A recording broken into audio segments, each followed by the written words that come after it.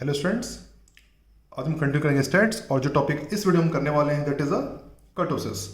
तो चलिए to the point आते हैं और स्टार्ट करते हैं kurtosis with the definition.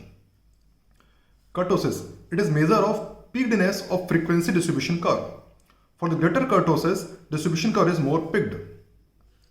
Frequency curve can be divided in three category depending upon their shape of peak. आप देख सकते हैं यहाँ पर ये फ्रीक्वेंसी कर्व है। यहाँ पे अगर हम इसे एक्स एक्स लें, इसे लें वाई एक्सेस, और एक्स एक्स में हम क्या लेंगे ऑब्जर्वेशंस और वाई एक्सेस में हम लेंगे फ्रीक्वेंसी, और हम क्या बनाएंगे फ्रीक्वेंसी कर्व बनाएंगे। तो अगर पीक बहुत, इसमें तीन टाइप के कर्व हैं बेसिकली, आप ये हाईली पिक्ड, नॉर्मल और फ्लैट कर्व्स। तो जो पहले कर्व होते हैं दैट इज हाईली पिक्ड, उसको हम कहते हैं मैथमेटिकली लेप्टोकर्टिक, मोर पिक्ड। फिर होते हैं नॉर्मल कर्व जो होते हैं जिसमें बहुत ज़्यादा पीक नहीं होता, उन्हें हम कहते हैं नॉर्मल डिस्ट्रीब्यूशन, या इसको कहते हैं मैथमेटिकली मेसोकर्टिक। और कुछ कर्व एकदम फ्लैट हो सकते हैं, एकदम फ्लैट कर्व होते हैं जो लेस पिक्ड होते हैं, इसको हम कहते हैं प्लेटिकर्टिक। तो कुल मिला के तीन ही टाइप के कर्व हो सकते हैं, highly picked, normal and less picked. Highly picked को हम क्या कहेंगे लेप्टोकर्टिक, नॉर्मल डिस्ट्रीब्यूशन को हम कहेंगे मेसोकर्टिक, और जो फ्लैट टाइप के कर्व होते हैं जिसे पीक नहीं आता, जिसे ज़्यादा पीक नहीं आता, वो क्या होता है प्लेटिकर्टिक। और एक ग्राफ किसके बीच बनता है ऑब्जर्वेशंस और फ्रीक्वेंसी के बीच। ऑफ कोर्स अलग अलग ऑब्जर्वेशंस, अलग अलग फ्रीक्वेंसी के अलग अलग टाइप के कर्व हो सकते हैं। एनीवे, अब इसको ये तो हो गया इसे ग्राफिकल व्यू। अब इसको मैथमेटिकल डिफाइन करते हैं जैसे बाकी भी करते थे। तो चलिए अब इसके मैथमेटिकल टर्म्स पर चलते हैं। Okay, now we see it mathematically. Graph मैंने देख लिया। Mathematically measurement is here. Moment coefficient of kurtosis is a beta 2। Moment coefficient of kurtosis, इसका सिंबल होता है बीटा 2। बीटा 2 का फॉर्मूला μ4 अपॉन μ2 का स्क्वायर, जहां पे μ4 μ2 वही होता है जो हमने इसके पहले स्क्यूनेस में किया था। μ4 क्या होना चाहिए fourth central moment, μ2 should be second central moment. Just like μ1 is a first central moment, μ2 is second central moment, μ3 third central moment, and central moment means moment about mean, ये भी हम जानते हैं। एनीवे, आगे बढ़ते हैं।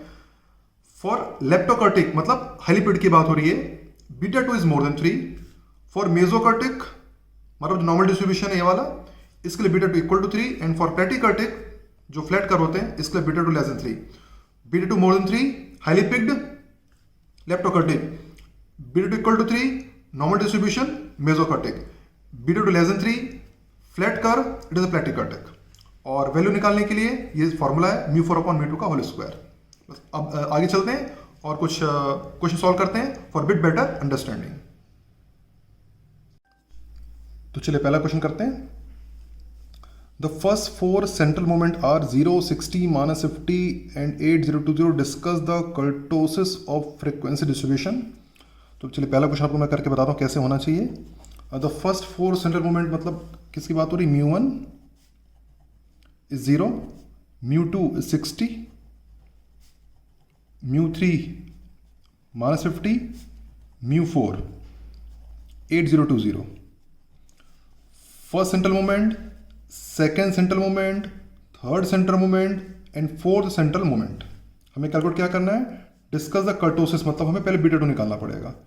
बीटा 2 का formula रटा हुआ होना चाहिए μ4 अपॉन μ2 का होल स्क्वायर।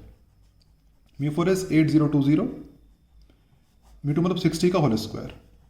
सॉल्व करने पर इट्स का फोर्स 8020 अपॉन 3600।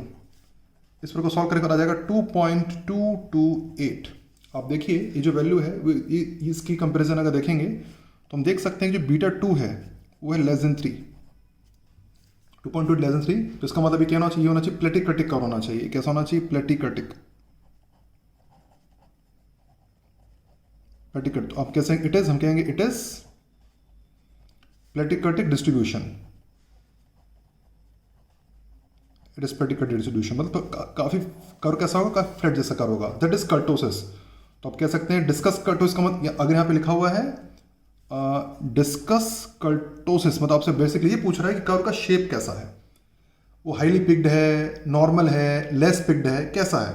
तो वो कैसा होगा, वो प्लेटिकर्टिक का मतलब वो लेस पिक्ड होगा। तो आप कह सकते हैं दिस जो डिस्ट्रीब्यूशन दिया हुआ है काफी लेस पिक्ड होगा, और अभी की भी कह सकते हैं वो प्लेटिकर्टिक होगा।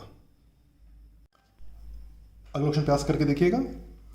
The first four movement about the mean of a distribution are 0, 2, 0.4 and 16. 0, 2, 0.4, 16.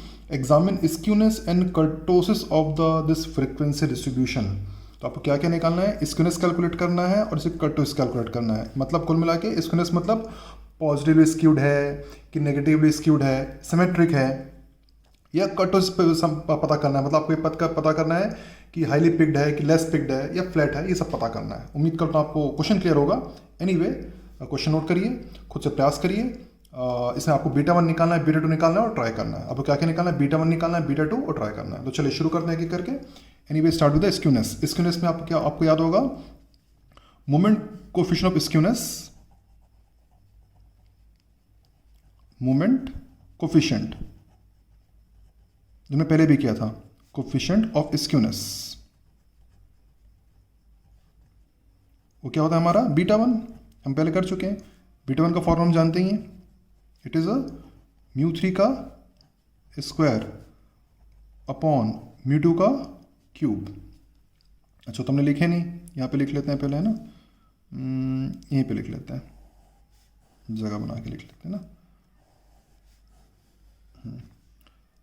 μ1 हमेशा 0 ही होगा, हमको पता ही है. μ2 कितना दिया 2, μ3 कितना दिया है 0.4 and μ4 that is 16. First, second, third and fourth center moment. μ3 कितना दिया है 0.4, 0.4 आ जाएगा, 0.4 का स्क्वायर. μ2 इज 2 का क्यूब, ये जाएगा आपका 0.16 और नीचे जाएगा 8 और 0.8 डिवाइड करेंगे तो कितना जाएगा 0.02. तो बेसिकली इसमें बीटा 1 की एक वैल्यू आ रही है विच इज और 0.02 मतलब स्क्यूड तो है ना. अगर बीटा 1 0 आएगा तो हम क्या बोलते हैं, ये सिमेट्रिक है ना. बीटा 1 अगर 0 तो हम क्या बोलेंगे, सिमेट्रिक है. पर बीटा 1 की 0.02 आ रही तो ये स्क्यूड तो है. अब पॉजिटिव स्क्यूड है कि नेगेटिव, वो डिपेंड करेगा किस μ3 के साइन पर डिपेंड करेगा, है ना. आपको μ3 कैसा देखिए, μ3 कैसा, μ3 आपका 0.4 है. μ3 कैसा आपका पॉजिटिव है. तो जो μ3 का साइन होता है उसी पे डिपेंड करता है कि वो कैसा है. तो μ3 का साइन पॉजिटिव है, मतलब ये कैसा होना चाहिए पॉजिटिवली स्क्यूड. हम कहेंगे क्या होगा आपका पॉजिटिवली स्क्यूड कर होगा. पॉजिटिव स्क्यूड मतलब कि क्या हुआ, आपको याद है, इसका मतलब होना चाहिए अगर इस तरह से कर्व होगा ऐसा कुछ, आप कैसे इसको बोलते हैं पॉजिटिवली स्क्यूड कर्व, है ना. इसमें राइट की टेल आपकी बड़ी होती है, राइट की टेल आपकी बड़ी, तो ऐसा कर्व ऐसा कुछ, इसको बोलते हैं पॉजिटिवली स्क्यूड. राइट साइड की टेल आपकी बड़ी रहती है. इस तरह का कुछ बनेगा. आगे बढ़ते हैं यहाँ से. अब बात करते हैं कर्टोसिस की. अब बात करें कर्टोसिस के लिए मेजर अब निकालेंगे moment coefficient, moment coefficient of kurtosis. अब इसे निकालते हैं, जो रिप्रेजेंट करते हैं बीटा 2 से, जो भी हमने सीखा था. बीटा 2 की वैल्यू क्या होगी आपकी, बीटा 2 की वैल्यू होगी आपकी μ4 अपॉन μ2 का स्क्वायर. μ4 कितना है भाई 16, μ2 का स्क्वायर मतलब 2 का स्क्वायर, मतलब आंसर कितना आ गया 4 मतलब मोर देन 3 हो गया. तो यहाँ पे क्या हम बोलेंगे beta 2 is more than 3. Beta 2 more then मतलब कैसा हो गया आपके, इसको हम कहेंगे कौन सा है, लेप्टोकार्टिक, हाईली पिक्ड कह सकते हैं लेप्टोकार्टिक. तो हम कहेंगे इट इज हाईली पिक्ड की कह सकते हैं, है ना. हाईली पिक्ड बोलिए और क्या बोलिए लेप्टोकार्टिक, बात एक ही है, लेप्टोकार्टिक. तो कुल मिला के आप ये कह सकते हैं आपका जो डिस्ट्रीब्यूशन होगा वो उसमें दोनों क्वालिटी होगी, हाईली पिक्ड होगा, है ना. ये अगर मान के चलिए आपका ऑब्जर्वेशन है, मान के चलिए, है ना, ये आपका ऑब्जर्वेशन है, ये आपकी फ्रीक्वेंसी डिस्ट्रीब्यूशन है, ये आपका मान के चलते हैं मिड वैल्यू है, ये आपकी मिड वैल्यू डिस्ट्रीब्यूशन ऑब्जर्वेशन की मिड वैल्यू है. तो एक तो हाईली पिक्ड होना चाहिए, मतलब ये ऐसा कुछ होना चाहिए, हाईली पिक्ड इस तरह से हाईली पिक्ड होगा और स्क्यूड होगा पॉजिटिव मतलब इस तरह होगा, ऐसा कुछ आप कह सकते हैं. ऐसा कुछ कर्व में कंडीशन होनी चाहिए. ये हाईली पिक्ड होगा और साथ में ये पॉजिटिव स्क्यूड है, मतलब इधर इसके आपकी राइट साइड की टेल इधर बड़ी होगी. तो ऐसा कुछ कर्व बनेगा. उम्मीद करता हूँ आपको क्लियर होगा. गेटिंग, ये आपका इधर आपकी आएगी फ्रीक्वेंसी और इधर आपका आएगा observation. Hope it is clear to you. अगला क्वेश्चन प्रयास करेंगे. For a distribution S D is 3 find fourth central movement so that distribution is mesokurtic. तो चलिए क्वेश्चन लिखिए. और प्रयास करके देखिए, उम्मीद करता हूँ प्रयास जरूर करेंगे। Anyway I proceed the solution for distribution SD3। Start करते हैं। SD3 का सीधा मतलब हो गया कि आपका जो वेरिएंस होगा, variance of x that is 9 होना चाहिए, और वेरिएंस का सीधा मतलब हो गया μ2। आप याद रखिएगा, हम सभी जानते हैं कि वेरिएंस ऑफ डिस्ट्रीब्यूशन एंड μ2 मतलब आप कह सकते हैं सेकंड सेंटर मोमेंट दोनों सेम होता है। हम जानते हैं, ऑलरेडी हम पढ़ चुके हैं ना। Second center moment and variance are the same thing. Okay, so that हमें निकालना है क्या, हमें निकालना है फाइंड फोर्थ सेंटर मोमेंट, हमें निकालना है μ4 कैलकुलेट करना है, find fourth center moment so that distribution is mesokurtic. Mesokurtic का मतलब हो गया कि आपको जो β2 है वो होना चाहिए 3। इसको नॉर्मल, मेसोकर्टिक मतलब इसको नॉर्मल डिस्ट्रीब्यूशन बोल सकते हैं, इसमें β2 3 होता है। एनीवे β2 का फॉर्मूला, पहले फॉर्मूला लिख लें, μ4 अपॉन μ2 का होल स्क्वायर, ये फॉर्मूला होता है। वैल्यू पुट कर देते हैं, β2 की जगह 3, μ4 तो कैलकुलेट करना ही है, और μ2 है 9, तो 9 का स्क्वायर हो जाएगा ये पे। तो फाइनल आप क्या कहेंगे, आप कहेंगे μ4 इज इक्वल्स टू 3 टाइम्स 81। तो μ4 is equals of course 243। It is your final answer.